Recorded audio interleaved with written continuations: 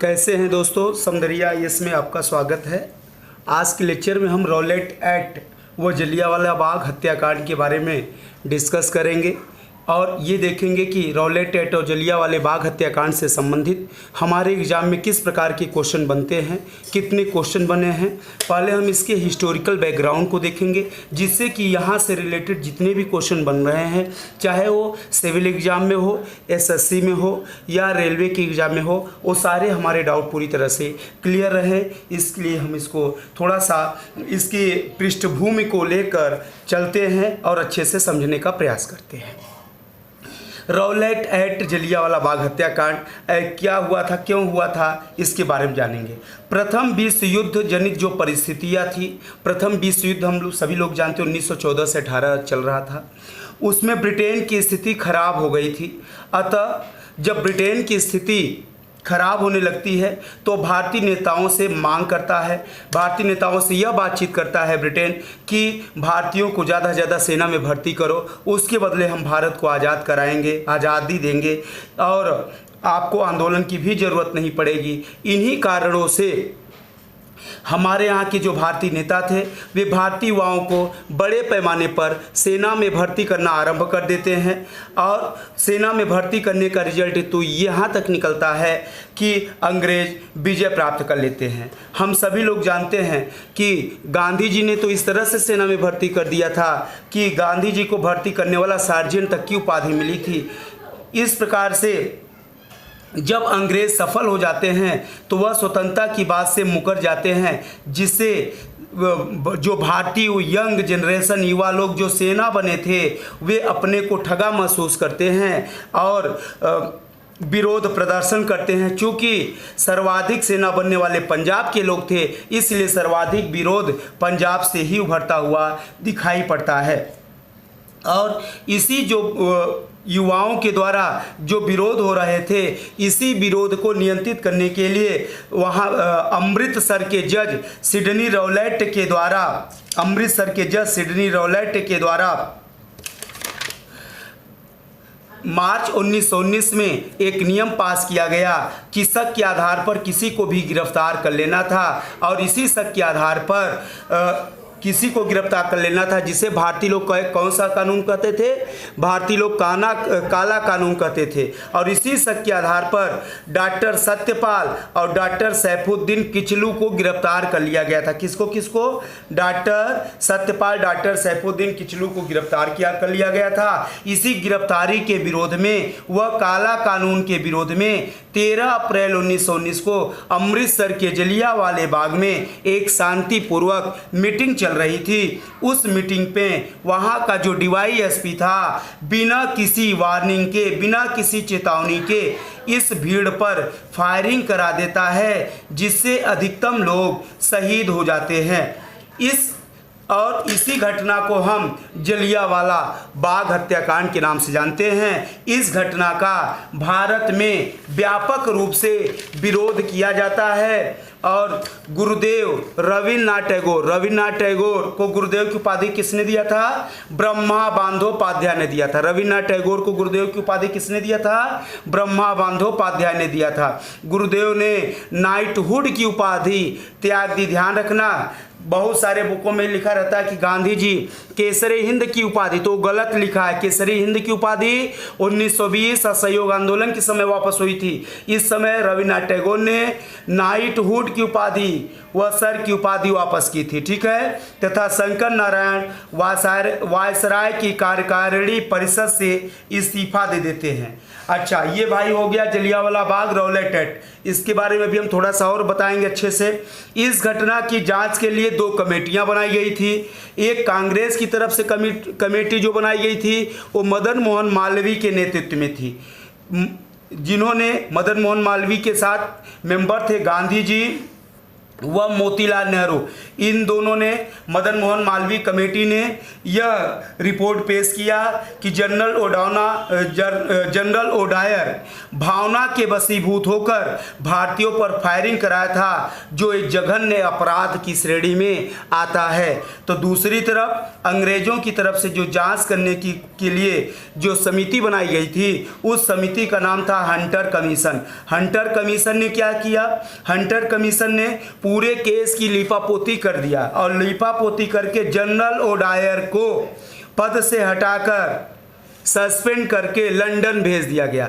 लेकिन general O'Dwyer को London भेजा गया, यहाँ तक तो बात सही है, लेकिन जैसे ही जनरल ओडायर लंदन जाता है, उसे ब्रिटिश पार्लियामेंट के हाउस ऑफ लॉर्ड में ब्रिटिश एम्पायर का lion of British empire, British साम्राज्य का के शेर की उपाधि दी गई। वह 2400 पाउंड का इनाम दिया गया। कितने पाउंड का इनाम दिया गया था? 2400 पाउंड का इनाम दिया गया था, जिससे नाराज होकर उधम सिंह लंदन में जनरल ओडायर की हत्या कर देते हैं। जब उसे 2400 पाउंड का इनाम दिया गया, इसी बात से नाराज होकर जो उधम सिंह थे, जो पंजाब के थे, वो जनरल ओडायर की हत्या कहाँ जाके करते हैं? 13 मार्च 1940 में लंदन में जाकर, लंदन का एक हॉल था जिसका नाम था कास्टन हॉल, में जाकर जनरल ओडायर की हत्या कर देते हैं।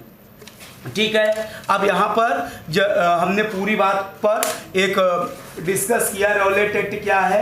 अब रॉलेट एक्ट के बारे में हम थोड़ा सा साइड में चलते हैं, जिससे आपका पूरी तरह से क्लियर हो। रॉलेट एक्ट का मतलब होता है ब्लैक रूल, यानी काला कानून। इसमें क्या था नियम? शक के आधार पर किसी को भी गिरफ्तार कर लेना था। किसको किसको गिरफ्तार किया गया था? डॉक्टर सत्यपाल, डॉक्टर किचलू को गिरफ्तार किया गया था। और जब रॉलेट एक्ट कौन पास किया था? Sydney Rowlatt. सिडनी कौन था? कहाँ का जज था? अमृतसर का। ठीक है, आप देखिए भाई, रॉलेट एक्ट सिडनी रॉलेट ने पास किया, डॉक्टर सत्यपाल किचलू को गिरफ्तार किया गया। अब जैसे गिरफ्तार किया गया तो इन्हीं के गिरफ्तारी के विरोध में, रॉलेट एक्ट के विरोध में, वह गिरफ्तारी के विरोध में 13 अप्रैल 1919 को जलियांवाला बाग कहाँ है? अमृतसर में है। जलियांवाला बाग अमृतसर में मीटिंग होती है और वहीं पर जनरल ओडायर बिना किसी वार्निंग के फायरिंग कराता है। यहाँ एक चीज़ ध्यान रखना है, परीक्षा में जनरल ओडायर और जनरल डायर आता है, तो जनरल ओडायर ही गोला बनाइए, डीवाईएसपी था, जनरल डायर उस समय एसपी था। जनरल डायर ने फायरिंग नहीं कराया था, बल्कि जनरल ओडायर ने फायरिंग कराई थी। इस बात का विशेष ध्यान रखना है। इसके विरोध में रविन्द्रनाथ टैगोर, गुरुदेव रविन्द्रनाथ टैगोर ने नाइट की उपाधि त्यागी थी और शंकर नारायण ने वायसराय की कार्यकारिणी परिषद से इस्तीफा दिया था। इनके साथ एक चीज़ और ध्यान रखना, जांच कमेटी के लिए दो हमने बताया था, मदन मोहन मालवीय समिति जिसमें सदस्य गांधी जी और मोतीलाल नेहरू थे, हमने बताया था, और दूसरा था हंटर कमीशन। हंटर कमीशन पे एक चीज़ ध्यान जरूर रखना है कि भारतीय इतिहास में 2 बार हंटर कमीशन का गठन हुआ है। एक हंटर कमीशन प्राथमिक शिक्षा के सुधार के लिए बनाया गया था और इसका गठन 1882 में दिखाई पड़ता है। अब हम इस रॉलेट एक्ट से संबंधित जितने भी स्टेटमेंट हैं, पॉइंट टू एग्जामिनेशन, उस पर तो हमने डिस्कस कर दिया, लेकिन इससे रिलेटेड कुछ अन्य तथ्य हैं, उसको हम लोग देखेंगे, नोट बना के देखेंगे। जैसे नंबर वन में हमने ये बनाया है कि जो प्रथम विश्व युद्ध था, बहुत बार क्वेश्चन आया कि प्रथम विश्व युद्ध का तत्कालीन कारण क्या था। तो प्रथम विश्व युद्ध कब से कब? 14 से 18 यानी 4 वर्ष तक चला था। इसका तत्कालीन जो कारण था, ऑस्ट्रिया के राजकुमार फर्डिनेंड की हत्या थी। ऑस्ट्रिया के राजकुमार फर्डिनेंड की हत्या हुई थी। और इस विश्व युद्ध में कुल कितने देश शामिल हुए थे? 37 कंट्री ने पार्टिसिपेट किया था। इसमें पूरा विश्व 2 भागों में बटा था, एक तरफ मित्र राष्ट्र थे, दूसरी तरफ धुरी राष्ट्र थे। धुरी राष्ट्र का नेतृत्व प्रसा, ऑस्ट्रिया, इटली, टर्की कर रहे थे। तो मित्र राज्य का नेतृत्व इंग्लैंड, जापान, यूएसए, रूस, ये सभी देश कर रहे थे। पहला चीज़ ये क्लियर हुआ। इस युद्ध का हमने बताया था परिणाम क्या निकला था? परिणाम ये निकला था कि भारतीय सिपाहियों की हेल्प से अंग्रेज प्रथम विश्व युद्ध में सफल होते हैं और जो टर्की का खलीफा था मुस्तफ़ा कमाल पाशा को गिरफ्तार करके जेल में डाल दिया जाता है। अच्छा, एक चीज़ ध्यान रखना है, खलीफा क्या होते हैं? इस्लाम रिलीजन में जो धर्म गुरु होते हैं, यानी सर्वश्रेष्ठ धर्म गुरु और सर्वश्रेष्ठ शासक दोनों खलीफा ही होते हैं। और जो खलीफा का प्रावधान आया है ये मोहम्मद साहब के बाद, मोहम्मद साहब की मृत्यु के बाद जो पहले खलीफा बने थे अबू बकर, उमर, उस्मान अली, इस तरह से पहले खलीफा अबू बकर थे और अंतिम खलीफा मुस्तफ़ा कमाल पाशा को माना जाता है। और इसके बाद खलीफा का पद ऑफिशियली रूप से समाप्त कर दिया गया था। जैसे ही टर्की के खलीफा को जेल में कैद कर दिया गया था तो इसका विरोध पूरे विश्व के मुसलमानों के द्वारा किया गया था। भारत में भी अली ब्रदर्स के द्वारा खलीफा को जेल में डालने का विरोध, अंग्रेजों के प्रति विरोध खिलाफत किया गया था, जिसे हम खिलाफत आंदोलन 1919 में देखते हैं। इस खिलाफत आंदोलन के प्रेरणता अली ब्रदर्स से, यानी मोहम्मद अली एंड शौकत अली थे। इन्होंने खिलाफत आंदोलन भारत में स्टार्ट किया गया था क्योंकि उनके खलीफा को जेल में कैद कर दिया गया था। बाद में महात्मा गांधी जी खिलाफत आंदोलन को अपने असहयोग आंदोलन के साथ जोड़ लेते हैं और इस तरह से खिलाफत आंदोलन समाप्त हो जाता है। तीसरा इसके क्या थे, एक चीज़ और हमने बताया था कि जलियांवाला बाग हत्याकांड का केस कहाँ से संबंधित है? अमृतसर में 13 अप्रैल 1919। अमृतसर क्या है? अकबर के द्वारा, अमृतसर के बारे में थोड़ा सा जान लेंगे।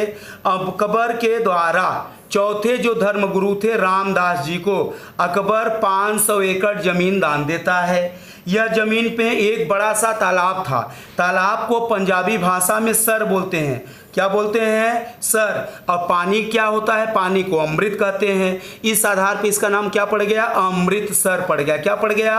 अमृतसर। अमृतसर में एक छोटा सा विष्णु भगवान का हरि टेम्पल था, छोटा सा था, लेकिन उसको प्रॉपरली हरि मंदिर साहब की जो नींव डाली थी, वो जो टेम्पल था वो बहुत छोटा रूप था। बाद में वहाँ पर एक हरि मंदिर साहब की नींव डाली गई थी। किसने डाला था? सूफी संत मियाँ मीर। ध्यान रखना, सूफी संत मियाँ मीर ने वहाँ पे हरि मंदिर साहब की नींव डाली थी और इस मंदिर मियाँ मीर ने नींव डाली। बाद में कुछ इसमें काम रामदास ने भी किया है और उसके बाद गुरु अर्जुन देव, रामदास के पुत्र हैं अर्जुन देव ने, गुरु अर्जुन देव ने इस मंदिर को पूरी तरह से बनवा दिया। और गुरु रंजीत सिंह के पीरियड में इस मंदिर में सोने की सीट लगाई गई और सोने की सीट लगाने के कारण यह मंदिर पूरी तरह से सुनहला हो गया, गोल्डन कलर हो गया। फिर अंग्रेजों ने इस मंदिर का नाम गोल्डन टेम्पल दिया। ठीक है, चौथा इससे पॉइंट हम नोट करेंगे। और क्या जलियांवाले बाग हत्याकांड से रिलेटेड है? हमने बताया था पुलिस ऑफिसर की बात की थी, तो ध्यान रखना जो फायरिंग करने वाला पुलिस ऑफिसर था उसका नाम था DYSP जनरल ओडायर था, जबकि जनरल डायर SP था, उसने फायरिंग नहीं कराया था। यह भी बार बार क्वेश्चन एग्जाम में पुशअप हो चुका है, इसलिए इस पर विशेष ध्यान रखना है। ठीक है, नेक्स्ट नोट में हमने नोट किया है कि भारतीयों को सेना में भर्ती करने के कारण, यानी जब प्रथम विश्व युद्ध जनित स्थिति में अंग्रेजों ने भारतीयों से सेना की मांग की, तब हमारे यहाँ के जितने बड़े नेता थे वो ज़्यादातर सेना को ब्रिटिश फौज में भर्ती करना आरंभ कर देते हैं। गांधी जी ने तो इतना ज़्यादा भर्ती करा दिया था कि गांधी को भर्ती करने वाला सार्जेंट कहा गया और बाद में गांधी को केसरे हिंद की उपाधि दी गई और युद्ध विजय के बाद गांधी को बोअर पदक, जूलू पदक भी दिया गया था।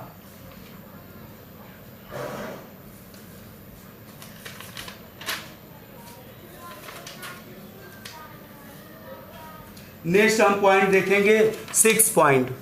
6 पॉइंट क्या है? 5 पॉइंट हो गया। भारतीय इतिहास में 2 हंटर कमीशन का गठन हुआ। भारतीय इतिहास में कुल कितने हंटर कमीशन बने हैं? 2। दोनों पर ध्यान रखना है। पहला हंटर कमीशन बना था प्राथमिक शिक्षा के सुधार के लिए। इस हंटर कमीशन का जो गठन हुआ था 1882 में हुआ था। कब हुआ था? प्राथमिक शिक्षा के सुधार में 1882 में हंटर कमीशन का गठन हुआ। और दूसरा हंटर कमीशन जलियांवाले बाग हत्याकांड की जांच के लिए हुआ। अब उम्मीद करते हैं कि जलियांवाला बाग हत्याकांड सबका क्लियर हो गया होगा। अगर नहीं क्लियर हुआ होगा तो कम से कम 2 बार आप पूरी लेक्चर को सुनिए, अपने आप सारे क्लियर हो जाएंगे डाउट। और यहाँ से आपके एग्जाम से रिलेटेड जितने भी क्वेश्चन बनने वाले थे हमने सभी क्वेश्चन पर बारीकी से डिस्कस किया है, और साल्ट में भी हमने बताया है कि कितने इंपॉर्टेंस है, जैसे रोलेट ये सारी चीज़ें। बाकी जो भी डाउट होगा वो कमेंट में आप लोग बताएंगे, हम नेक्स्ट लेक्चर में सुधार करने का प्रयास करेंगे। थैंक यू क्लास, नेक्स्ट में मिलेंगे।